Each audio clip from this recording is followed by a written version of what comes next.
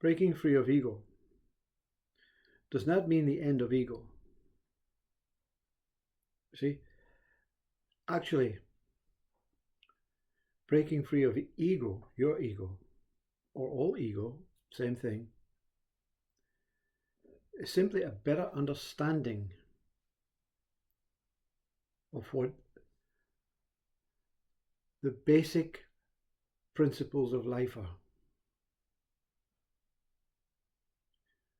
You see, it's a fact that you go through enlightenment, you go through years and years of feeling blissful, peaceful, tranquil.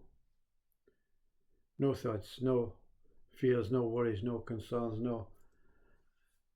no attachments, no associations, no relationships, no this, no that, no dependency on words, no dependency on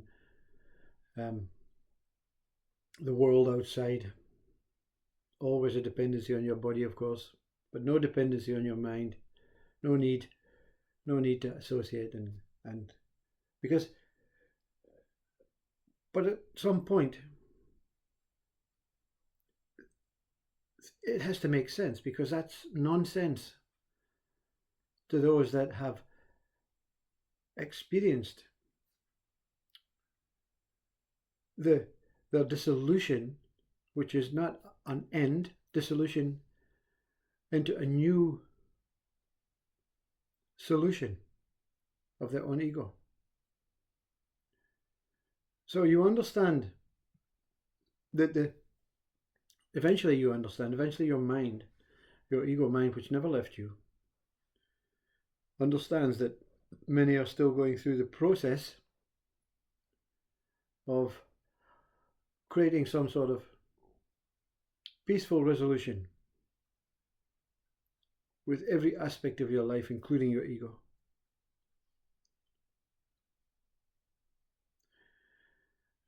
A very simple example is when you are absolute believing in your person state as completely you, completely separate, completely disassociated with anything spiritual, religious, scientific, natural. I'm just a person, and I know that my person is going through a time element body, and I'm going to die, and that's it, and everything in between is just what a chapter of my life. I have to do so many things that whatever it is that you think about your life is in this person place. I am completely separate from everything in the world, including people, including animals, including the space, including the, I mean, Osho tells you the bull and cart. You cannot be here without other people. You cannot be here without animals. You cannot be here without space. You cannot be here without the planet. You cannot be here without that chemicals and that iron, the magnesium, the hills, everything. Everything is, completely in sync. And you're just appearing to be a part of it. But in an ego state, a personal ego state, you're not a part of it. You're apart from it. I am completely me, apart from everything.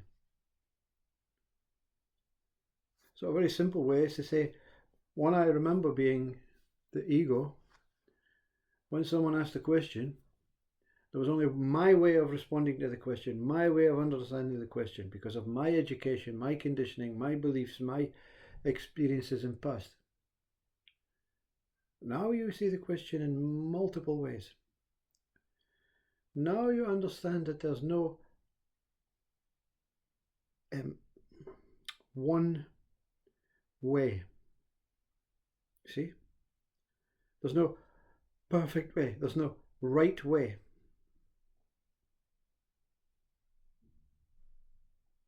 Because when someone says to you, I am a servant of God, in an ego state, you look at the sentence and you decipher it in your own egoistic way.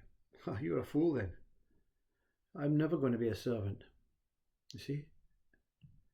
I'm a servant to no one. I'm free. I'm an individual. I don't serve anything. Not even a God, but doesn't exist. But the one who's saying I am a servant to God is maybe not using the appropriate words or the appropriate language or the appropriate ways to say, no, I am here. And I'm willing to just let life be free. I'm using the word God because it's the only word I know that explains freedom. So they could be saying, I am a servant to freedom. I am a servant to myself. I am a servant to nature. I am a servant to consciousness. And servant doesn't mean you're being controlled. It means I'm willing to serve. Nothing is controlling me, giving the freedom to just serve. And serve means to offer. You see? So that simple sentence that would be taken and analysed within moments to your own understanding of what that sentence was is a complete ego state, a complete negative state, a complete denial state of the openness and the diversity of this life and the words and the consciousness and the willing. So when you say, I've seen through ego, doesn't mean you're past it, it's behind you. I've seen through the intent of it. The intent is to be open and accept everything, not in my particular way, not in your particular way, not in a right particular way, a religiously rightful way, a spiritual rightful way, a scientific rightful way, a natural rightful way. The way is to accept and trust and have faith that this way is immense. And everything within this way is part of the same way. And therefore you experience the physical aspects. I cannot be here without the space around me. So I love it. I love the space. I cannot be here without the sun. I love the sun. I cannot be here without the moon. I love the moon. I cannot be here without love, without good and bad. So therefore I must love that what is good and that what is bad. So you don't see the bad guys in the movies or better than the good guys. You see the movie. You don't make decisions on what you think is right and wrong. There's an understanding, of course, your ego, conditioned, programmed way, whether you're in your religious way or your cultural way, will say that's bad and that's good. It's still there. It doesn't go away. You don't sit back and feel, oh, I feel really content because the guy in the movie killed the other guy. You understand that there's a mind that makes juxtaposition, opposite values. And you say, well, okay, that's the movie director's choice. It's the movie director's choice to make a bad guy or a human kill another human in a movie. Yeah. And in the war, it's the politician or the commander of the army or the whatever it is. Even the innocent wants to start a war. It's their choice. You don't like it.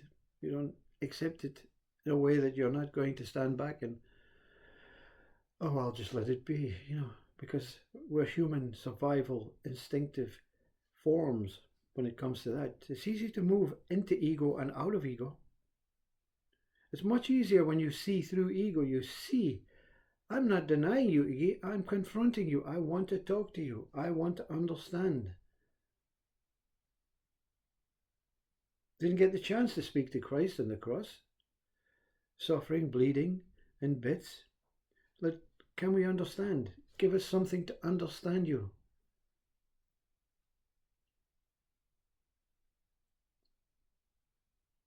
The trust and the acceptance to speak to anyone below. Well, look where you've all put me. I can only speak to the one that I trust and accept now, and that's the true one. The ego, or the ego.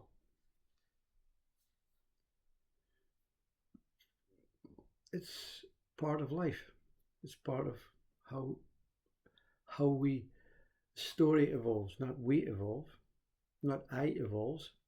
It's the same old story. If you look at ego through the centuries, same old story. We come, we fight, we work, we eat, we produce, we dance, and we have wars,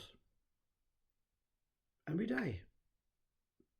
So evolution is not ego. Evolution is to accept the ego and allow it its space.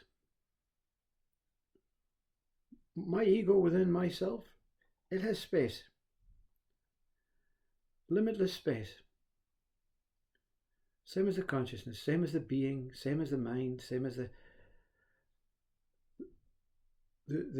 emptiness of the dimension that one truly is, the soul, the spirit. They all have the same equal space because they're all one. No one, ego does not understand what life is. Ego will never understand what life is. But neither will mind or soul or spirit, because we're not here to understand what life is. We're here to experience life as it is. That's what you learn. Life as it is doesn't necessarily mean we have to put up with the fighting, we have to put up with the wars, we have to put up with the rape and everything. We'll continue. We'll continue because that's human primitive ways that the mind of ego has diminished each one of us into, just me. So me's going to be strong and me's going to show the rest of the world how powerful me is. And that's opposition. That's a warlike way. So once we understand that life is pure, life is simple, life is open, life is diverse, life is free, you understand yourself and you accept everything about yourself, but not more so than everything that's outside of you. The bull and cart, we're one. The bull cannot pull a cart without the cart being there. The car cannot be called a car if it has no brakes or keys to start the ignition, or an engine. The car is complete, just like life is complete. So to think that enlightenment, when that ego diminishes and that ego crawls into the space because it's been punished. Are you a punisher? Are you going to say, ego, I've taught you a lesson, Then there's two. So ego just comes back in on its own. There's nothing separate in life. Not even the devil. Not even whatever your belief, none of your imaginations, none of your dreams are separate from life and consciousness. And it's here, revealing itself. And you appear to be a part of it. You appear to be apart from it. And you appear to be one with it. You see? So you cannot go through life saying the same old sentence that you were taught at school. Who are you? I'm a variety of things. I'm a person, I'm a soul, I'm a spirit, I'm a being, I'm a human, I'm a man, I'm an artist, I'm a father, I'm a son, I'm a brother, I'm a neighbor. Or you just say, who am I? I am that I am.